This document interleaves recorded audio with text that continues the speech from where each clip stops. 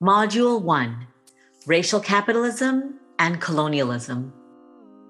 We tend to go through life swimming in economic structures like fish in water. We don't really notice the water or how deep in we are. Suddenly, it seems everything is a little too polluted, too hot, too murky. There's too much plastic. Someone's dredging up the seabed floor. If this metaphor feels like it's getting a little out of control, it's because experts now agree that the economy has gotten out of control. How did we get here? In this video, we are going to discuss the economic structure that most affects us all, capitalism. And we're going to discuss its relationship to race and colonialism. Most of us think we know, or at least have a loose idea, of what capitalism means. You may be familiar with some form of this definition: an economic system where private entities own the factors of production. The 4 factors of production are entrepreneurship, capital goods, natural resources, and labor. The system is supported by laws, policies, and regulations. It lays out a set of norms that we all follow, as well as pieces we don't really feel like we have much say in. We all support capitalism in numerous ways, even if we don't want to, even if we don't notice.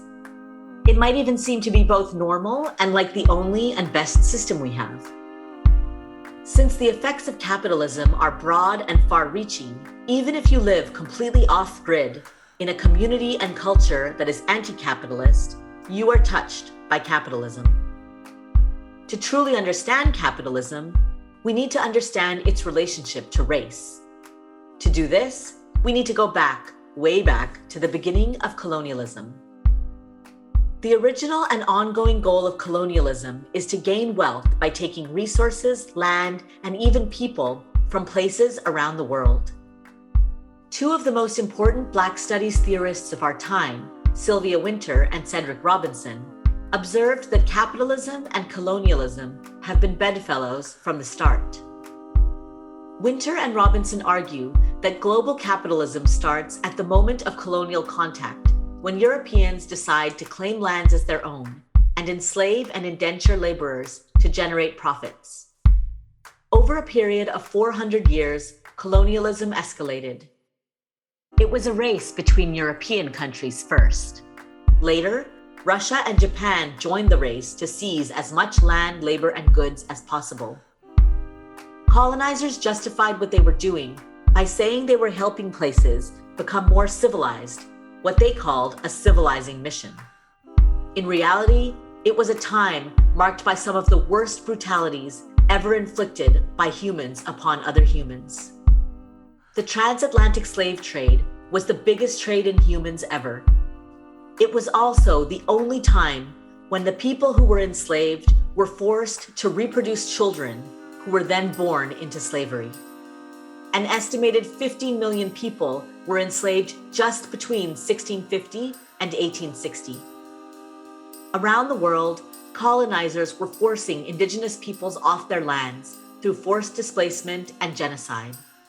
Colonialism also created millions of indentured laborers, people who were forced into poverty by the theft of their lands and colonial rule. These laborers, mostly from Asia and the South Pacific, were moved to new places in order to do work for very low wages in a relationship of servitude to the colonial employers for whom they worked.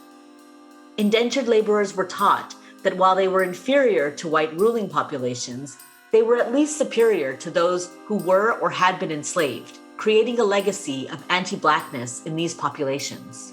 For this system to be maintained, people benefiting had to be convinced of 2 major principles. 1, that the people they were enslaving, exploiting, and taking lands from were inferior to them. And 2, that the lands they were going to were empty and open to occupation. Cedric Robinson points out that capitalist production thrives on creating surplus value by devaluing labor or making labor as cheap as possible. He argues that therefore, the perfect way to devalue labor is to create levels of unequal humans. In the Atlantic slave trade, people were dehumanized, stolen from their lands, and forced to work for free. This was the ultimate way to create surplus value and power for the ruling classes. Robinson calls this racial capitalism. Racism and capitalism are not separate. Capitalism requires the construction of the idea of race. The slave and the indentured laborer are fundamental to capitalist production. Economic and political theorists during the rise of capitalism, like Adam Smith and John Locke, spoke of natural human rights and laws. These were based on the idea that the natural human was the Western European man. The Western European man had the right to private property and other forms of ownership, while the rest of humanity was excluded from these rights. Sylvia Wynter's study of Western European history, science, culture, and philosophy finds that every aspect of Western thinking centers on the construction of a racial hierarchy. In this hierarchy, Black and Indigenous peoples are at the very bottom and considered subhuman. Other races are slightly superior. Western whiteness is at the top. Wynter argues that today there is an overrepresentation and preoccupation with a narrow idea of the human as someone who fits satisfactorily into the capitalist system. Wynter calls this man too, or homo economicus. In colonialism, that human is the bourgeois, upper-class, white, cisgendered straight man who can earn money and own property. Wynter argues this hierarchy of humanity was entirely supported by Darwin's theory of evolution, which, while a scientific theory, was taken up by the social sphere. The bourgeoisie saw Darwin's theory as proof that what they were doing was justified. Since some people seemed to be naturally inferior, it was okay to place them in dire and forced working conditions. It was okay to exclude people who did not fit into the category homo economicus, those who are non-white, differently abled and gendered, with different sexual preferences from so many parts of society. We continue to live with the geographic, social, and economic effects of colonialism and racial capitalism. At its height in the 1920s, the British Empire alone had colonized over 80% of the world's countries.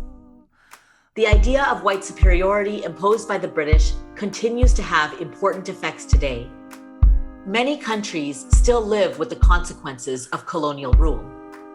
Governments put in place and ethnic tensions stoked by colonial powers, oppression and erasure of cultures and languages, the effects of war and poverty and private property laws are just some of the ways the effect of colonialism persists. In settler colonial societies, like here in Canada, colonizers never left. They work to violently erase entire cultures that were here before. This is a process that continues today through legal, social, political, and economic structures that continue to dehumanize and control Indigenous peoples, Black peoples, and people of color. Who owns wealth on this earth under modern capitalism is shaped and organized by race and its intersections with class, gender, sexuality, and ability. Many of the biggest financial institutions in the world are run by Western European nations. Many are also founded on wealth stolen from colonized countries, such as the International Monetary Fund, the World Bank, and the World Trade Organization.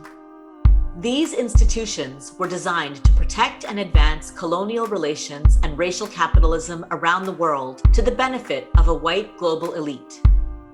There are still millions working in conditions of slavery and indenturement today. It's a reality that is often hidden from and denied by mainstream society. It's time to reckon with this understory, the experiences of the majority of those living on this planet, and how the notion of racial superiority underlies our economic system.